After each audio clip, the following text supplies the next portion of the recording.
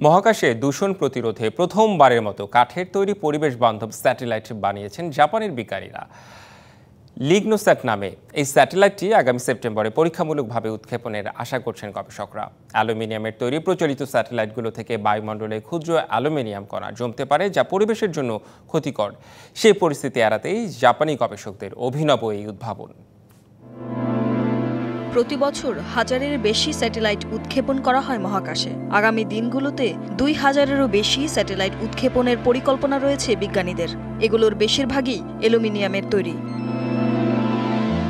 গবেষকরা বলছেন, কোনো একটি স্যাটেলাইটের মেয়াদ শেষের পর সেটি পৃথিবীতে ফেরার সময় ক্ষুদ্র অ্যালুমিনিয়াম কণা নিঃসরণ হয়, যা বায়ুমণ্ডলে ভেসে বেড়ায়। এই কণাগুলো সূর্যের ক্ষতিকর অতিবেগুনি রশ্মি থেকে পৃথিবীকে রক্ষাকারী ওজোন স্তরের ক্ষয় করে থাকে। এতে অপূরণীয় ক্ষতি হয় পরিবেশের, পাশাপাশি টেলিযোগাযোগ ব্যবস্থাকেও বিঘ্নিত করে এসব কণা।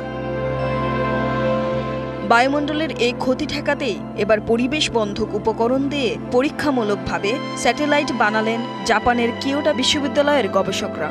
সুমিতোমো ফরেস্ট্রি নামে জাপানি একটি কোম্পানির সাথে যৌথ উদ্যোগে তৈরি করা হয়েছে কিউব আকৃতির ছোট স্যাটেলাইট লিগনোস্যাট। আন্তর্জাতিক স্পেস স্টেশনে প্রায় ১ বছর ধরে ম্যাগনোলিয়া কাঠের একটি টুকরোর উপর পরীক্ষা নিরীক্ষা করা হয়। দেখা যায় কাঠের ওই ধরন খুবই স্থিতিশীল ও ফাটল প্রতিরোধী। কাঠের টুকরোয় আগুন ধরতে বা পচন ধরতেও দেখা যায়নি। মহাকাশে অক্সিজেন এবং প্রাণীর অস্তিত্ব না থাকায় এটি স্থিতিশীল ছিল বলে জানান বিজ্ঞানীরা।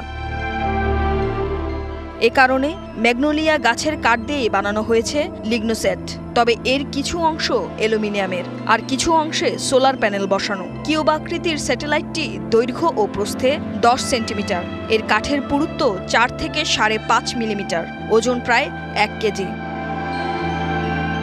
লিগনোস্যাটের উৎক্ষেপণ ও মহাকাশ যাত্রা সফল হলে ভবিষ্যৎ স্যাটেলাইট তৈরিতে পরিবেশ বান্ধব উপকরণ হিসেবে কাঠের ব্যবহারের বিষয়টি বিবেচনা করতে চান গবেষকরা। ৪ জুন জাপানের মহাকাশ গবেষণা সংস্থায় হস্তান্তর করা হবে লিগনোস্যাট। যুক্তরাষ্ট্রের কেনেডি স্পেস সেন্টার থেকে দেশটির মহাকাশ গবেষণা সংস্থা নাসার একটি মহাকাশযানে করে উৎক্ষেপণ করা হবে স্যাটেলাইটটি। প্রায় ৬ মাস মহাকাশে থাকার পর পৃথিবীতে ফিরে আসবে LignoSat. Tumpa Tarafdar, DBC news desk.